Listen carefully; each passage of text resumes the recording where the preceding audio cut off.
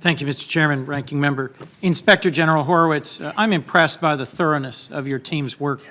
You reviewed 1 million documents and conducted interviews of more than 100 witnesses, including several on multiple occasions. I think it was 170 interviews.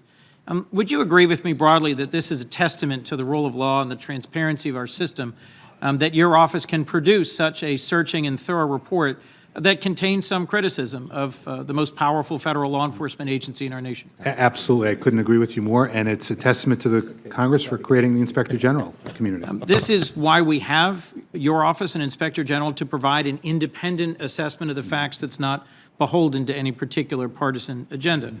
FBI Director Chris Wray said in his response to your report that the FBI, and I quote, accepts the report's findings and embraces the need for thoughtful, meaningful remedial action. Let me just begin by expressing my appreciation to you and to Director Wray for being guided by the facts rather than some of the more breathless conspiracy theories that have been spread recently. President Trump has called the entire Russia investigation a witch hunt and a hoax, but your report found that the FBI had an authorized purpose when it opened its investigation into whether individuals associated with that campaign were coordinating with the Russian government's broad efforts to interfere in our 2016 presidential election, which was grounded in protecting our national security. Do you stand by that conclusion? And we stand by our conclusion. So let's talk about what we all know was happening in 2016 when this investigation began. Russian intelligence hacked the Democratic National Committee and the Clinton campaign. Does your report disprove that finding of the Russian investigation? No, we don't disprove any of the findings in the Russian We also know Russian intelligence was strategically acting to release stolen emails through WikiLeaks, through DC Leaks, with an intention to try and help Donald Trump's presidential campaign, and you don't disagree with that? We don't disagree with it, and we don't address it. The Russian Internet Research Agency conducted a coordinated influence campaign on social media to try and tear apart American society, to sow discord, and your report doesn't disagree with that conclusion. Correct. So let me just, in summary, when the FBI opened this investigation known as Crossfire Hurricane, Russia was at that time engaging in an unprecedented and broad-scale attack on our election and our democracy. Then candidate Trump's response wasn't to denounce Russia's actions. It was to say, and I quote, as a candidate, Russia, if you're listening, I hope you're able to find Hillary's emails. It was to praise WikiLeaks for leaking stolen emails. It was even to suggest that Russia was not responsible. It might be someone weighing 400 pounds sitting on their bed in their mother's home. So all this was happening while the FBI was trying to protect our elections and our democracy.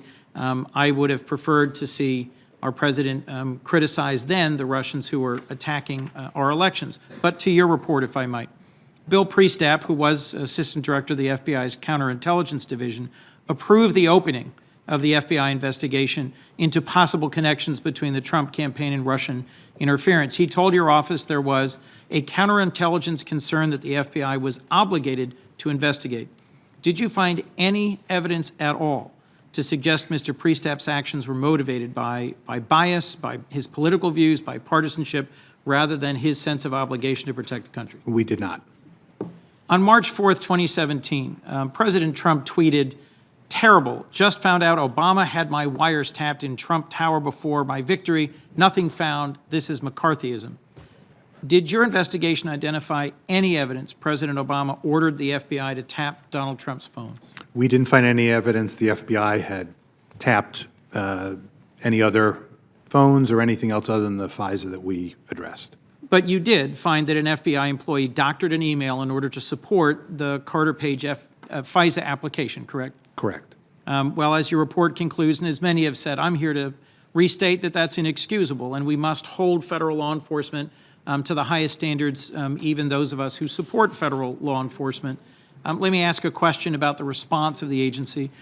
Who appointed FBI Director Chris Wray? President Trump. And did Director Wray accept all of the findings of your investigation? He did. And that includes your finding that the investigation and related investigations were opened for an authorized purpose with adequate predication. Did he agree with that? That's correct. Okay. Your report identified errors the FBI made in conjunction with the Page FISA applications. We shouldn't minimize those errors, but I think it's critical to put them in context. Your report doesn't speculate as to whether a FISA warrant would have been authorized for Mr. Page if officials had considered all the relevant information in a timely way. Is that correct? That's correct. We don't speculate on what the And outcome Mr. would have Page been. wasn't indicted in the Russia investigation. He was not charged as far as I understand. But the president's campaign manager, deputy campaign manager, national security advisor, foreign policy advisor, personal attorney, and longtime strategist were all either convicted of crimes or pled guilty in federal courts. Is that correct?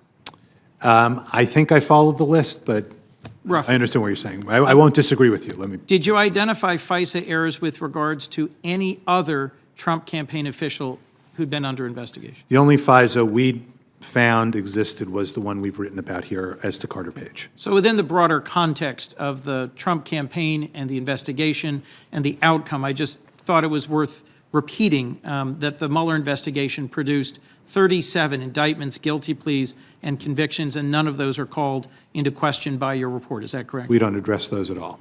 So one point with some bipartisan agreement today, one of the only points I've heard with bipartisan agreement today is a renewed interest in reforming the FISA process. And while we continue to consider as the Senate reauthorizing sections of the Patriot Act, I'd welcome suggestions from FBI Director Wray as to statutory reforms to ensure the errors we saw here in the Page process don't happen again, while ensuring the FBI has the authorities it needs to protect our nation. I'm encouraged Director Wray fully accepts your specific recommendations, but I think Congress should also consider reforms to safeguard civil liberties. In this regard, I'm more in Senator Lee's camp than Senator Sass's.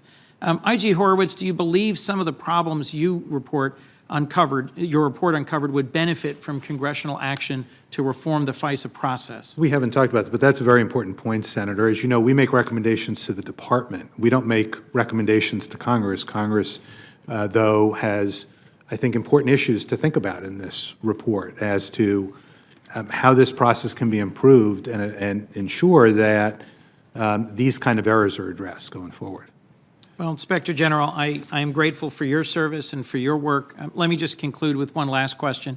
President Trump has repeatedly claimed that FBI agents and officials were biased against him and worked to favor the campaign of his opponent, Hillary Clinton.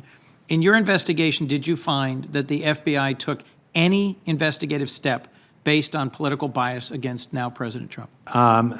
I'm going to be careful on that because of the referral we made per the IG Act on the altered email and some of the other issues we found on the FISA. But did you find any substantive investigative step that was influenced by political bias? Again, I'm going to be careful because we have a situation where we have the altered email by the individual who, as we know in the footnotes, had text messages that were concerning that were identified last year. So I'm going to defer on what the rationale might have been. What that one-step rationale might have been. But overarching, your conclusion was that the initiation of this investigation was well predicated and was for a lawful purpose. Correct. In terms of the opening, going back to the opening, correct. Thank you very much, Mr. Inspector General, for your report. But as to everything that followed the opening, there's a lot of concern? I have a lot of concerns about the FISA process and how that occurred. Not, to be clear, the confidential informant issue raises significant policy questions, but we found they complied with the policies there. Peter Strzok worked for who? Well, over time he moved up the chain. So, but at some of the key times here, Mr. Priestap. Okay.